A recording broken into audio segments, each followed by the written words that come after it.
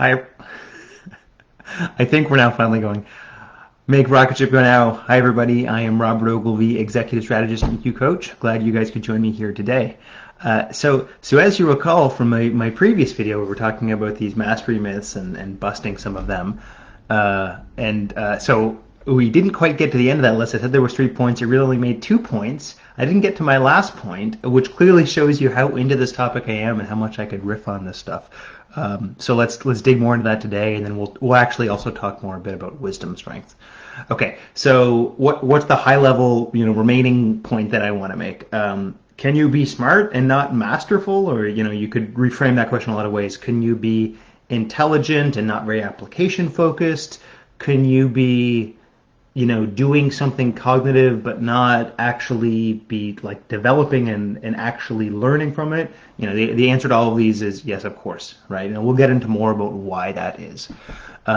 So the first point I'm going to bring up here is Bloom's taxonomy, right? So this comes out of I think it's early 70s, right? And so Bloom is coming out of the I think education field, and he's trying to have a better way to kind of process. So beyond even the content of how well someone is doing in this or that particular area, is there a way overall we can look at how well someone has learned content and is able to use it and apply it? So then they created this a taxonomy, right? And I'll quickly pull that up so we can have a quick taste of what that is, right? So it starts with, okay, you're intaking data. Let's see if I can get the formal terms right here. Oh yeah. There's a nice little hexagon map as well. It starts with you have some base knowledge, then it goes to comprehension. It goes to then starting to apply that knowledge. But then again, there's three more phases. How well can you analyze that? How well can you synthesize that, which has to do with actually bringing new pieces together and actually making something new. And the last step they call evaluation. Which gets into not just evaluating good quality of work, but how well overall you can kind of system-wise kind of conceive what's going on, right? So why would it make sense to make a model like this, right? The idea being, if you're just asking questions, and think about this, like we've all done, or certainly there's a lot of kind of low-end university classes, which are just catch and release learning, memorize a bunch of rote stuff in a textbook, spit it back out, right? That's like level one of this, right? This is like spit the keywords back at the test, right? That's a very low level overall of mastery, right? So the reason you want this is because you want to you want to actually make it more useful and helpful, more applicable, but also that you have a clearer and clearer useful mental model of what the hell is going on, right? That actually all helps you achieve better performance. And also there's like increasing cognitive demand as you go up too, right? Which is the difference between kind of the very light level one kind of having knowledge versus the very deep level evaluation and situational awareness of like how this would be deployed. Very different, right? Which means cognitively we're becoming more advanced, and not just how much effort we can put in, but how robust those mental models are. That really helps us think through problems. And so that's, I guess, one big aspect of that. So I would say that generally when you're dealing with some professional who gets kind of high on their horse about, oh, they have all this knowledge, what we should also be thinking is, they're to some degree not that interested in applying or evaluating or often even new use cases of it. I know one of my bugaboos is, as a guy that's very curious and creative, I get very annoyed when people, they have their knowledge, but there's like a set linear thing that they do. And I would say, you've probably picked up on this in other videos, people that have, I would say, too strong of a STEM background, they apply the certain techniques they're trained in. And the reason part of this, why they become, when I say too linear, it's that they're almost so practiced in a certain domain that they're not just using the techniques, but all the assumptions of that domain they take for granted. And it's very hard for them to step away from that bias, right? And so then when they're trying to solve other types of problems or perspective taken in any other kind of ways, it's very hard for them. Or from a group process standpoint, right? A lot of the potential around distributed cognition and part of the ways actually groups help us think better if they have their processes together get lost when you have someone that wants to kind of rigidly stick to their think of it as their technical assumptions or their kind of domain or at best they're sometimes professional assumptions that sometimes they're about quality control, but often they're more about like, but I learned it this way, so let's do it this way, right? And so you realize even trained professionals can get stuck kind of part way up that taxonomy, and they're not on the far end of actually doing the the far end of what application originating and evaluating in robust ways, right?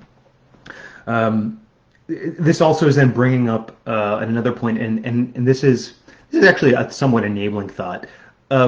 Let's step back for a second. What is intelligence? And let's contrast fluid intelligence to crystallized intelligence, right?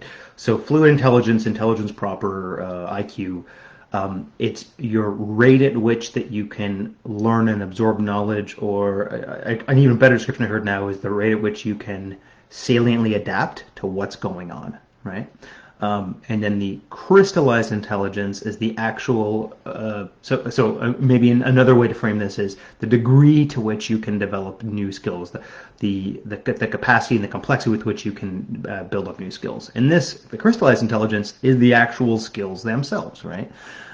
So you could see two, very kind of polar use cases of this, right? Someone could have a lot of fluid intelligence, but if they haven't focused in particular areas, they might not have actually crystallized enough depth in a certain area that they would be called, a technical expert in any sense.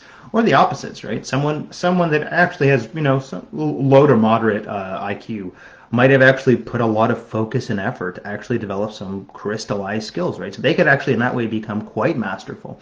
Now, you probably wouldn't want to take them out of that domain, right? One of the great things about intelligence at its best is that it's not just you can pick up things well, but there's also this kind of scaffolding, this kind of cross-learning where you get to kind of refactor mental models you've picked up in other places and other applications, right? And so someone that is, I would say, like on the moderate to low IQ, but has very good crystallized intelligence in a certain domain, right? You put them in another context, they're not going to master that so quickly, right? They're going to be really out of their depth, and it might be really hard for them to pick up on this stuff, right? So there are limits to that. I don't want to just, rag on academics for saying that they don't, that they're not apply themselves enough. I think a lot of other people are not. They're very proud of their kind of their domain crystallized intelligence, but they're actually not interested in flexing and learning new things. And in that sense, they don't value the change and the difference end of it. I think one of the common things this is coming out of is that so you see a lot these days about like hustle culture, and I will sometimes backhandedly describe this as kind of like hustle porn. It's like work harder, not smarter, right? One of the facets of things that come together to determine how well you can learn in a learning context is perseverance, which is a facet of grit. So it makes sense that the hustle people are really into the grit of like put in lots of effort, grit, persevere through, learn your lessons. And again, they're really emphasizing the crystallized intelligence, the technical skills, the specific skills that come out of it, but they don't really value the fluid stuff quite so much, right? This is maybe just a good time to just quickly recap what are the five. So if we look at the VIA character strengths, and there's one of the categories is the wisdom strengths. What are the five wisdom strengths? This gives you a taste of some of these, right? So just a quick gut check as we're going through this. Just listen and see if any of them resonate with you. So first we have curiosity. This is how interested you are in ideas and perspectives, how much you get a charge off of ideas, and how much you want to find out new details.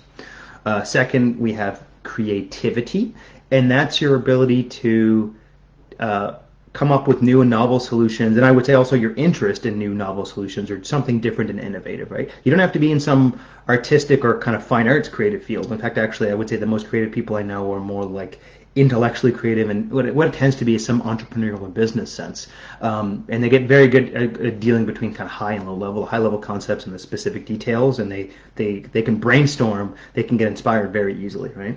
Next, we have judgment, which is just good judgment and analysis. They make a good, fair judgments in these people actually tend to be very good at planning, the people that are high in judgment. Next, we have perspective. Perspective is actually kind of a relational skill. It's a bit of an empathy skill because it's about perspective taking, but it's about helping others perspective take, right? So actually one of the good gifts is actually in the past 4 years, I shifted from dropping my judgment to boosting my perspective taking, which is perfect as a coach. That's what you want. You want to bring out the wisdom in others, right? And then last is love of learning. And these are the people that really like the self-discipline and the improvement over time. So one of my great friends is, he's an agile coach out of Australia, New Zealand, and he has very high level of learning, right? So for him, agile is just a way to get into your learning loops and master things better. Okay, that's about all the time I have for now. Remember, you can be smart and not masterful. You can also be masterful and not smart. And hopefully you guys can bring all of this together to bring out the best in learning for you guys. This is all the time I have. I'll talk to you guys next time. Robert Ogilvie, Executive EQ Coach. Talk to you guys